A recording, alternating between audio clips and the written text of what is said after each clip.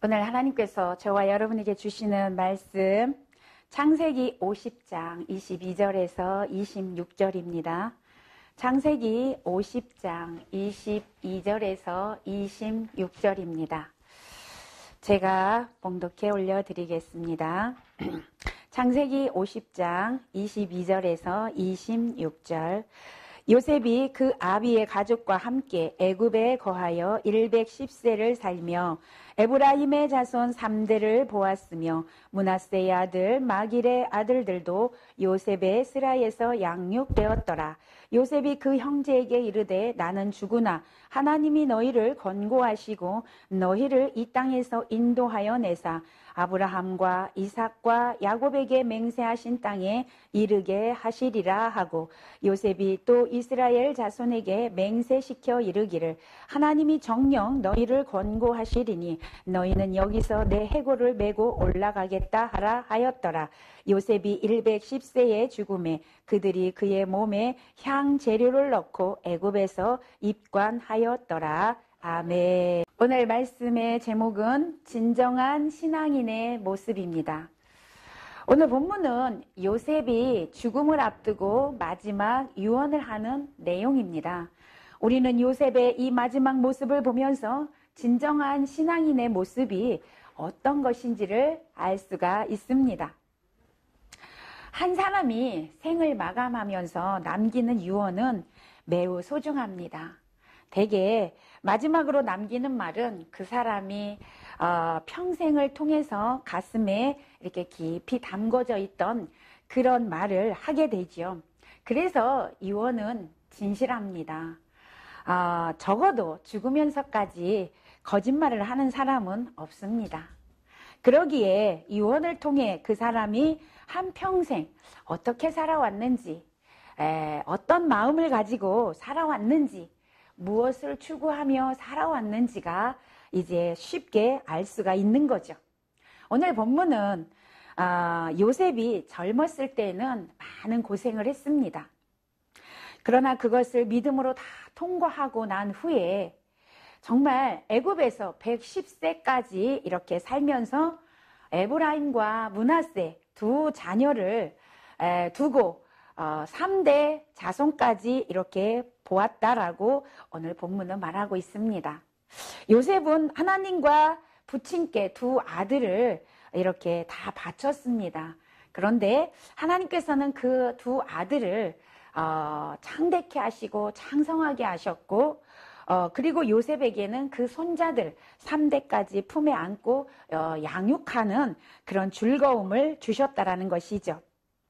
여러분, 우리가 자녀들을 하나님 앞에 맡길 때 내가 자녀를 지키고 보호하는 것보다 하나님께서 책임져 주시면 그 자녀를 더 잘 보호하고 더 잘 지켜주고 더 잘되게 한다는 것을 여러분 믿으시기를 바랍니다.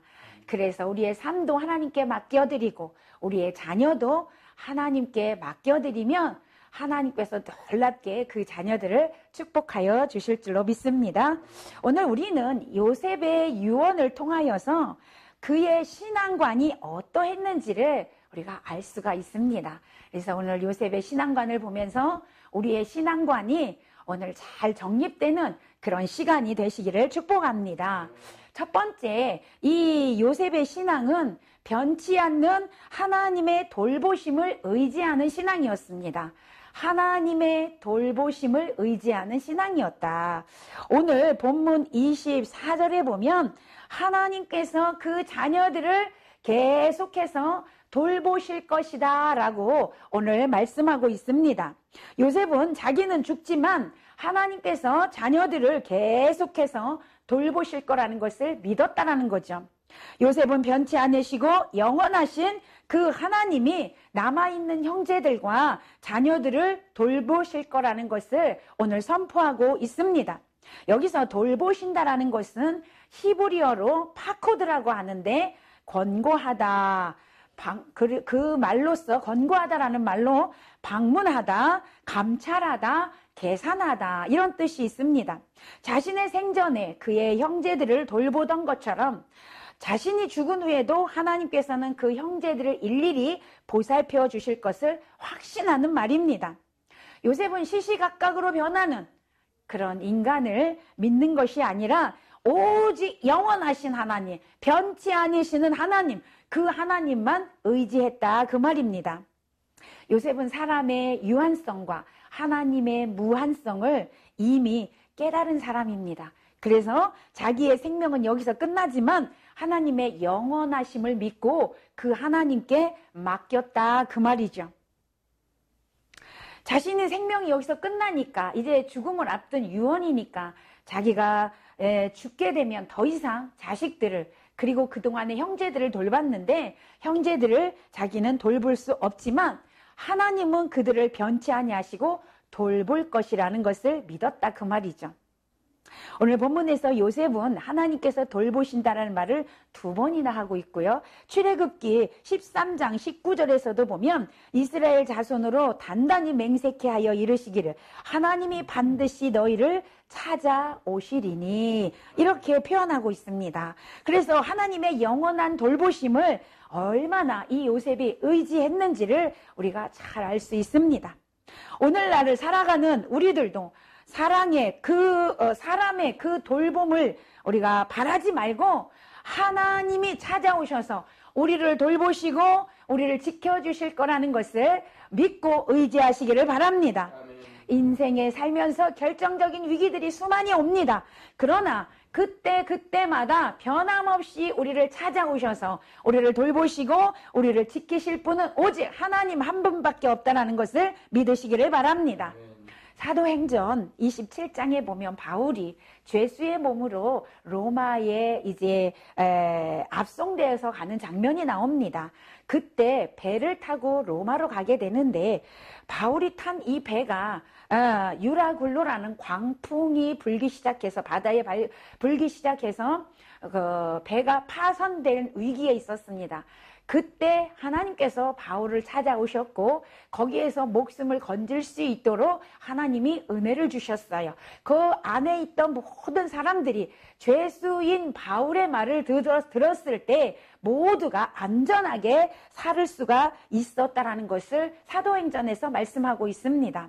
하나님은 이처럼 우리가 이 세상 살면서 이런 광풍을 만나거나 어떠한 문제 속에 있을 때 하나님은 어김없이 찾아오셔서 우리에게 그 살 길을 열어주시는 줄로 믿습니다. 하나님은 영원토록 우리와 함께 하신다는 사실을 꼭 믿으시고 그 하나님 의지하시는 저와 여러분 되시기를 축복합니다. 2번째, 요셉은요, 요셉의 신앙은 약속이 이루어짐을 굳게 믿는 신앙이었습니다. 약속이 이루어진다라는 것을 굳게 믿었다라는 거죠. 24절 후반절에 보면 그 형제들에게 하나님께서 아브라함과 이삭과 야곱에게 맹세하신 땅에 이르게 하시리라 이렇게 말하고 있습니다. 이것은 이스라엘 민족이 살 곳은 지금은 비록 애굽에 살고 있지만 이스라엘 민족이 살 곳은 애굽이 아니라 바로 가나안 땅이라는 것을 요셉은 믿었다라는 것입니다. 요셉이 하나님의 약속이 반드시 이루어질 것을 굳게 믿는 신앙을 가졌다라는 것을 이 한 구절만 통해서도 알 수가 있습니다. 일찍이 요셉은 꿈을 통해서 하나님께서 보여주신 그 약속을 믿고 모든 고난과 유혹과 어떤 억울함까지도 참아낼 수 있었던 그런 원동력이 됐습니다. 뭐가요? 하나님을 믿는 믿음. 약속은 반드시 이루어진다. 아멘. 약속은 반드시 이루신다. 하나님은 이루시는 분이시라는 그 믿음 가지고 어떤 어려움도 감옥에 갇히는 억울함을 당하면서까지도 요셉은 끝까지 하나님을 의지할 수 있었다는 것입니다. 진정 하나님께서는 언약의 하나님이십니다. 구원도 복도 상급도 다 하나님의 약속을 통해서 이루어 가십니다. 하나님은 약속하신 것은 반드시 이루시는 분이십니다. 사람은 약속을 지키지 않을 때가 너무나 많습니다. 그래서 속담에도 믿는 도끼에 발등 찍힌다 이런 말이 있습니다. 사람은 믿을 수가 없습니다.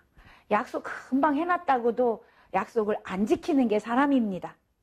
그래서 그 사람의 약속을 믿었다가 종종 아픔을 겪을 때도 있고 실망할 때도 있고 또 실패하고 낭패를 겪을 때도 종종 있습니다.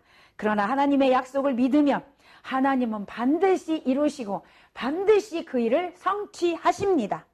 우리에게 하나님의 약속의 말씀을 믿는 이 믿음이 절실하게 필요하다라는 거죠.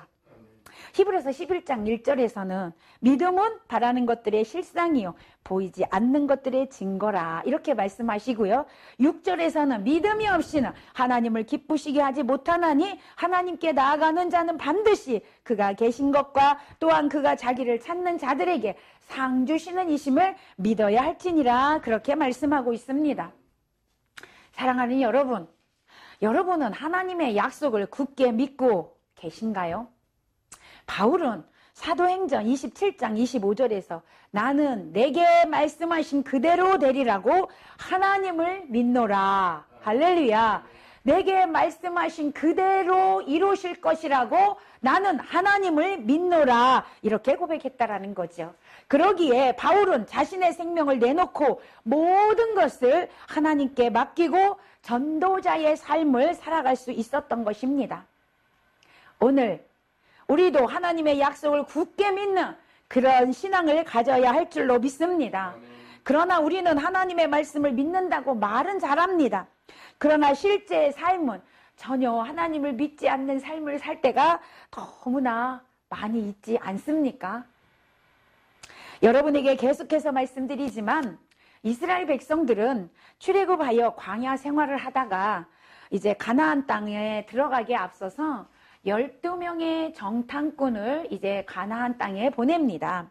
그래서 가나안 땅을 정탐하고 돌아와서 그들이 보고한 내용이 이제 나오는데 12명의 정탐꾼이 가나안 땅을 정탐하고 돌아와서 10명의 사람들이 뭐라고 보고를 하냐면 지도자님, 우리가 가서 보니까 가나안 땅은 정말 젖과 꿀이 흐르는 땅이더라고요.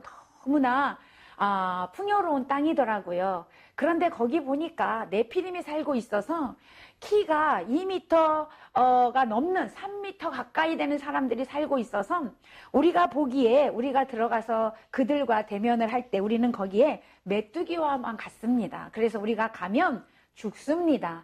그러니까 우리는 절대로 가나안 땅에 갈 수가 없습니다라고 보고를 하죠. 그때 여호수아와 갈렙 두 명은 어떻게 보고를 하냐면 맞습니다. 거기에 네피림이 있는 것도 맞고요. 우리가 보기엔 정말 메뚜기처럼 보이기도 합니다. 그러나 우리가 그곳을 얼마든지 갈 수 있습니다. 왜냐하면 하나님이 그 땅을 우리에게 주시기로 약속했기 때문에 그렇습니다. 이 갈렙과 여호수아는 하나님의 약속을 믿습니다. 그러나 10명은 하나님의 약속을 믿는 게 아니라 지금 현실을 보고 있다는 거죠. 그래서 하나님의 약속을 무시한 채 우리는 그 땅에 들어갈 수가 없습니다. 가면 죽습니다. 그러니 다시 애굽으로 돌아갑시다. 이렇게 한다는 거죠. 그러나 여호수아 갈렙은 아닙니다. 우리는 할 수 있습니다. 왜냐하면 하나님이 그 땅을 주기로 약속했기 때문에 그렇습니다. 하나님의 약속한 것은 하나님 반드시 이루십니다. 아멘. 이런 고백을 했어요. 여러분, 그 10명의 정탐꾼들의 이야기를 들었던 이스라엘 백성들은 모세와 아론을 죽이려고 했습니다. 우리를 여기 와서 죽이려고 했느냐, 다시 애굽으로 돌아가자라고 그들이 한 말대로 하나님은 그들과 이스라엘 백성들의 그 모든 사람들을 광야에서 다 죽였고요. 다 죽었습니다. 광야에서. 그리고 여호수아 갈렙과 이스라엘 백성들의 그 2세대만 가나안 땅에 들어갈 수가 있었습니다. 왜 그들은 들어갈 수 있었을까요? 하나님의 약속을 믿었기 때문에 그렇다라는 것입니다. 하나님의 약속은 어떤 것이든지 반드시 이루십니다. 구약에서 예수님이 오실 거라고 예언하셨고 신약에서 예수님이 정확하게 오셨습니다. 아브라함에게 너에게 아들을 줄 것이라고 예언하셨고 그대로 이삭 아들을 주셨습니다. 예수님께서 하나님은 이제 말세가 되면 예수님이 다시 이 땅에 재림하실 것이라고 예언하셨습니다. 반드시 이루어집니다. 아멘. 반드시 이루어집니다. 여러분, 어떤 상황 속에서도 하나님의 약속의 말씀을 붙드시기를 축원합니다. 하나님께서 약속하신 건 반드시 이루십니다. 우리의 눈으로 볼 때, 우리의 생각으로는 안 될 것 같지만 하나님께서는 반드시 그 약속을 이루시는 분이십니다. 데살로니가전서 5장 24절에 보면 너희를 부르시는 이는 미쁘시니 그가 또한 이루시리라. 할렐루야. 미쁘시다라는 게 뭐냐? 믿을만하신 분이시다. 그런 뜻입니다. 믿을만하다. 여러분, 하나님이 믿을만하지 않으시면 우리가 하나님을 뭐하러 믿겠어요? 사람처럼 이랬다 저랬다 오늘 약속했다가 아닌가 보다 하고 우리에게 이루어주시지 않는다면 우리가 어찌 하나님을 믿을 수가 있겠습니까? 하나님은 약속한 것은 우리에게 반드시 주시는 분이시다라는 거, 우리가 믿으면 그 역사를 보게 되는 것입니다. 예수님도 마리아와 그 마르다에게 그랬습니다. 너희가 믿으면 영광을 보리라. 할렐루야. 믿는 자에게는 하나님의 반드시 영광을 보여주시는 것입니다. 여러분, 우리 모두가 영원히 변치 않으시고 우리를 돌보실 주님을 믿고 의지하시는 그런 신앙을 가지시기를 예수님의 이름으로 축복합니다. 자, 세 번째, 요셉의 신앙과는 어땠냐? 요셉의 신앙과는 항상 약속의 땅을 바라보는 신앙관이었습니다. 본문 25절에 보면 요셉은 자기 해골을 메고 올라가라고 부탁하고 있어요. 자, 이스라엘 백성들이 이제 400년이 지난 후에 가나안 땅에 이제 들어가게 되어져 있었습니다. 그때 요셉이 그 당시에 그 요셉은 그 애굽의 총리로 있었기 때문에 그 시체를 해골을 애굽 밖으로 나갈 수가 없었습니다. 그럼에도 불구하고 요셉은 이스라엘 백성들에게 철저하게 부탁을 합니다. 너희들이 나중에 이제 가나안 땅으로 가게 될 건데 그때 반드시 내 해골을 가지고 가라. 왜요? 내가 묻힐 곳은 애굽이 아니라 어디라는 거죠? 가나안 땅이라는 거예요. 약속의 땅이라는 것입니다. 요셉은 비록 애굽에서 죽지만 마음은 항상 약속의 땅에 가 있었다는 것을 알 수가 있습니다. 그래서 약속의 땅으로 가나안으로 갈 때 자기 해골을 함께 가지고 갈 것을 부탁한 것입니다. 요셉이 여기서 시체라고 얘기하지 아니하고 해골이라고 얘기했던 것은 아마 오랜 세월 후에 이제 가나안 땅으로 가게 되니까 그런 표현을 했던 것 같습니다. 어쨌든 400년이란 그 시간이 지난 후에 이제 요셉은 소원대로 이스라엘 백성들이 가나안 땅으로 갈 때 그 요셉의 해골을 가지고 가서 세겜 땅에 묻히게 되므로 이 소원도 이루어지게 되었습니다. 요셉은요, 부귀와 영화가 보장된 애굽 땅에 미련을 두지 않았습니다. 왜냐하면 항상 하나님의 언약을 믿었기 때문에 그렇다라는 거죠. 그는 살아있을 때뿐만 아니라 죽은 후에도 하나님의 은혜와 영광을 오랫동안 후손들에게 전해주고 있는 아주 귀한 분이었던 것을 우리가 알 수가 있습니다. 요셉이 자신의 일생 중에 어느 한 부분, 요셉의 삶을 볼 때 어느 한 부분을 이렇게 딱 잘라서 본다고 해도 그는 참 삶 속에 그 하나님의 그리스도의 향기가 나는 그런 사람인 것을 우리가 알 수가 있습니다. 왜 그가 그렇게 향기 나는 삶을 살았을까? 그것은 바로 언제나 그의 마음에는 하나님의 약속을 믿고 약속의 땅, 그 약속의 땅에 그 마음이 가 있었기 때문에 그렇다라는 거죠. 여러분, 그런데 여기서 우리가 아주 중요한 것을 깨달을 줄 알아야 합니다. 여기서 중요한 게 뭐냐? 요셉이 참 위대한 사람이죠. 우리가 그래, 요셉은 참 위대한 사람이야, 이렇게 생각을 합니다. 그래서 그 요셉을 우리는 감히 따라갈 수가 없다라고 생각하는 그런 생각을 종종 하게 되는데, 여러분, 요셉이 위대한 것도 있지만 우리가 여기서 발견할 수 있는 게 뭐냐? 요셉을 위대하게 만드신 하나님을 발견할 수 있는 믿음의 눈이 있어야 한다는 것입니다. 아무리 요셉이 위대하다 할지라도 하나님이 함께 하시지 않으면, 하나님이 힘 주시지 않으면, 하나님이 능력 주시지 않으면, 하나님이 믿음 주시지 않으면, 하나님이 인내할 수 있는 그 힘을 주시지 않았다면 요셉은 없는 것입니다. 여러분, 요셉이 위대해요. 그러나 그 요셉을 사용하신 하나님이 여러분에게 보여지시기를 축복합니다. 여러분, 우리도 마찬가지예요. 하나님이 나와 함께 하시면 우리도 요셉과 같이 될 수 있다라는 것입니다. 왜요? 하나님이 이랬다 저랬다 하는 분이 아니기 때문에 요셉을 이렇게 위대하게 만드신 분은 바로 하나님이시라는 사실입니다. 그래서 우리도 하나님께서 우리를 요셉처럼 사용하시고자 하신다면, 하나님이 우리와 함께 하신다면 저와 여러분 모두가 이렇게 위대하고 존귀한 사람이 될 줄로 믿습니다. 그래서 지금 일어나고 있는 현실, 지금 나의 상황 보고 실망하고 낙심하지 마시고, 하나님이 나와 함께 하시면 나도 요셉과 같이 될 수 있다. 할렐루야. 이 믿음 가지고 여러분, 하나님을 믿는 믿음을 가지고 승리하는 삶이 되시기를 축복합니다. 하나님만 바라보시고 용기 얻으시고 하나님을 찬양하시기를 바랍니다. 하나님은 여전히 지금도 요셉과 같이 우리를 사용하시고 싶어 하신다는 사실을 꼭 기억하시기를 바랍니다. 여러분, 그러므로 우리들은 하나님을 신뢰함으로 비록 우리가 육신을 입고 이 땅에 살고 있더라도 마음은 항상 영적인 가나안 땅, 하늘나라에 있어야 한다는 사실을 또한 기억하시기를 바랍니다. 우리가 이 땅에 살고 있다고 해서 우리의 마음을 여러분 이 땅에 빼앗기면 여러분 우리는 영적 간음이라는 엄청난 죄를 저지를 수 있다는 것입니다. 우리가 사모하고 소망하는 것은 언제나 영적 가나안, 저 천국이어야 합니다. 저 하늘나라이어야 합니다. 우리가 고민하고 걱정해야 할 것은 이 땅에 있는 것이 아니라 내가 하나님 나라에 갈 수 있는가를 고민하셔야 한다는 것입니다. 초대교회 성도들이 그토록 강할 수 있었던 것은 그 이유가 뭐냐, 그 비결이 뭐냐, 그들의 마음에는 항상 하늘나라에가 있었어요. 그들의 소망은 하늘나라에 있었다는 것입니다. 여러분, 바울이 모진 고난과 역경을 딛고 그 선교 사역을, 그 사역을 감당할 수 있었던 비결도 바로 그의 마음에 항상 하늘나라에 가 있었기 때문이라는 사실입니다. 우리의 마음을 빼앗기면 모든 것을 빼앗긴 것과 다름이 없습니다. 그러므로 마음을 잘 관리하는 것은 신앙생활 전체를 좌우하고 있다는 거예요. 그래서 잠언 4장 23절에서는 모두 지킬 만한 것 중에 가장 지켜야 할 것이 있는데 그게 뭐냐? 내 마음을 지켜라. 왜냐하면 생명의 근원이 너의 마음에서 나오기 때문이라, 이렇게 말씀하고 있습니다.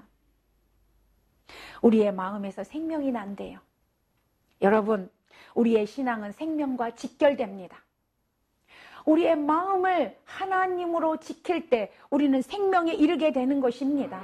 생명, 즉 천국 가기 위해서 우리는 신앙생활을 하는 것입니다. 그렇다면 지금 저와 여러분 삶이 생명의 길을 가고 있느냐, 그 말이에요.